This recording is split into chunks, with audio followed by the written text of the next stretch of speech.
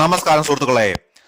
MT Vasudevan നായരുടെ anthology സിനിമയായ മനോരഥങ്ങളിലെ ആദ്യത്തെ എപ്പിസോഡായ ഓളവും തീരവും കണ്ടതിനു ശേഷമുള്ള എന്റെ വ്യക്തിപരമായ അഭിപ്രായം വളരെ ചുരുങ്ങിയ സമയം കൊണ്ട് നിങ്ങളിലേക്ക് എത്തിക്കാൻ ഞാൻ ആഗ്രഹിക്കുന്നു.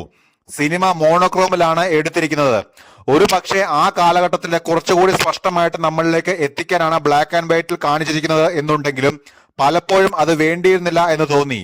OTT-യിൽ കണ്ടതിന്റെ ആണോ അതോ ആ കാലഘട്ടത്തിലെ കഥ നമ്മളിലേക്ക് അവതരിപ്പിക്കുന്നതിൽ പറ്റിയ പാളിച്ചയാണോ എന്നറിയില്ല. സിനിമയ്ക്ക് ഉള്ളിലേക്ക് കയറാൻ സാധിച്ചിട്ടില്ല. MS അയ്യപ്പൻ നായരാണ് എഡിറ്റർ. ഒരു സ്ഥലത്ത് എനിക്ക് പാളിച്ച തോന്നി. ലാലേട്ടനും മറ്റൊരു വ്യക്തിയും കൂടി തോണിയിൽ പോകുന്ന സമയത്ത് രണ്ട് സൈഡിലും ഗ്രീൻ സ്ക്രീനും വെച്ച് ഷൂട്ട് ചെയ്തതുപോലെ ഒരു ഫീൽ ഉണ്ടായിരുന്നു. ഷോട്ടിൽ തോണി നീങ്ങുന്നതായാണ് ആളുകളുടെ പ്രകടനത്തിൽ നിന്നും മനസ്സിലാകുന്നത് എന്നുണ്ടെങ്കിലും മുന്നിലും പുറകിലുമുള്ള സീനുകൾക്ക് യാതൊരു മൂവ്മെന്റും ഇല്ല. അത് അവിടെ നിശ്ചലമായി നിൽക്കുകയാണ്.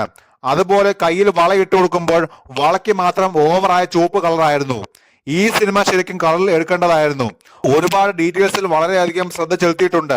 ഇട്ടിരിക്കുന്ന വേഷവിധാനം മുതൽ ഇവരുടെ കുടിലും കൂടിയിരുന്നുള്ള കളിയും പഴയ ചായക്കടയും ഉപയോഗിക്കുന്ന കാശും പറയുന്ന സ്ലാങ്ങും അതിനോടൊപ്പം ബ്ലാക്ക് ആൻഡ് വൈറ്റിലുള്ള വിഷ്വൽസും ചേരുമ്പോൾ പക്ക ആ കാലഘട്ടത്തിലെ ഒരു സിനിമ കാണുന്ന ഫീലാണ് നമ്മളിലേക്ക് ഉണ്ടാക്കിയെടുക്കാൻ ശ്രമിച്ചിട്ടുണ്ടെങ്കിലും എനിക്ക് വ്യക്തിപരമായി ഒരു കണക്ഷൻ ഫീൽ ചെയ്തില്ല.